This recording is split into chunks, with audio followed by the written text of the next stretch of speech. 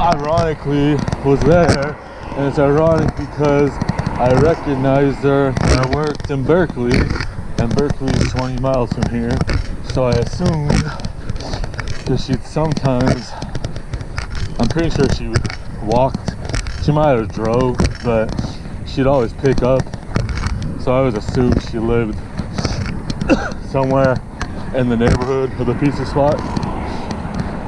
A lot of people would walk if they didn't care about their pizza getting cold. So,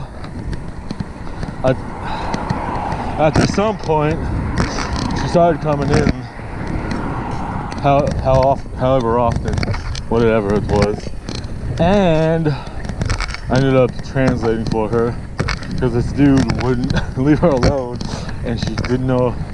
I think she knows a little English, but she was acting like she didn't, or she was shy, because I'm pretty sure whenever she'd order, I took her orders. I could be wrong, but, or maybe she knew enough just to piece together a pizza order, or someone else that spoke Spanish better than me may have taken her order in Spanish. But anyways, after the guy was done with all his questions, she complimented me and was looked surprised. Even though I wasn't the best, she said I did a very good job, even though I was kind of shy and nervous about it. But she was kind of awkward, not knowing how to react to him. So that's why I stepped in. Because she wasn't trying to be rude, but she didn't really know what to do. The conversation only lasted like 5 minutes or less.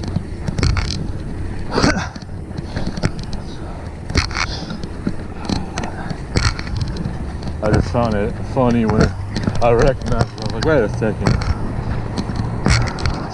I know you, kind of. I know you, your name, your pizza order. That's about it. Well, alright, what time is it?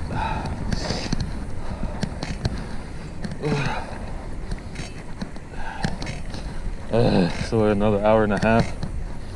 Yay. Don't know where to go.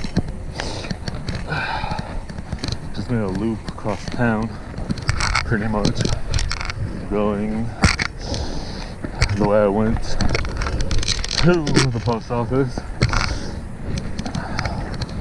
and then coming back the opposite way.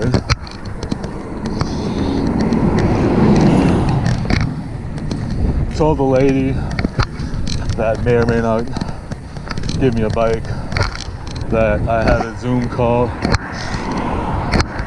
until 12, which is a lie and a half truth. I don't have a Zoom call, but my mom does.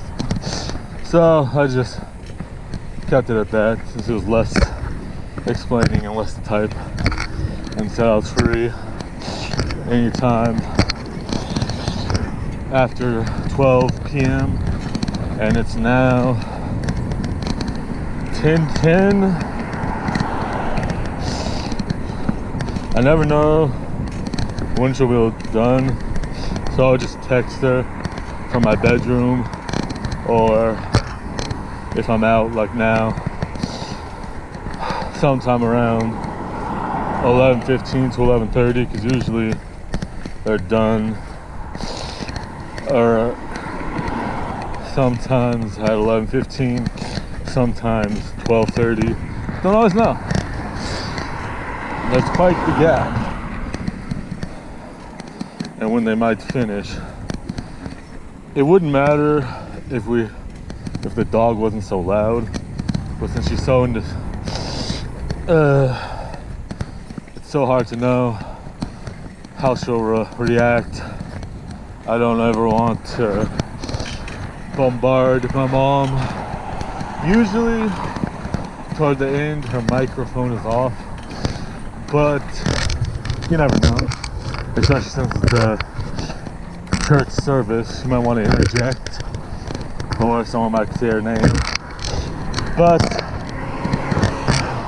closer to the beginning, In the middle, she has some announcements and stuff like that. So that's why I was trying to leave beforehand, either before or after she's done talking, because usually there's a gap.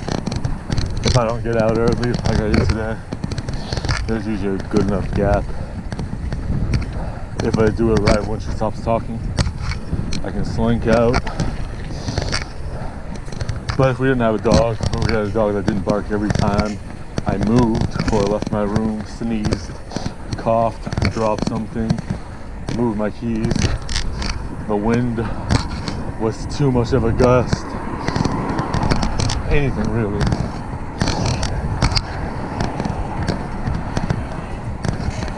If she wasn't so moody, I wouldn't put the emphasis.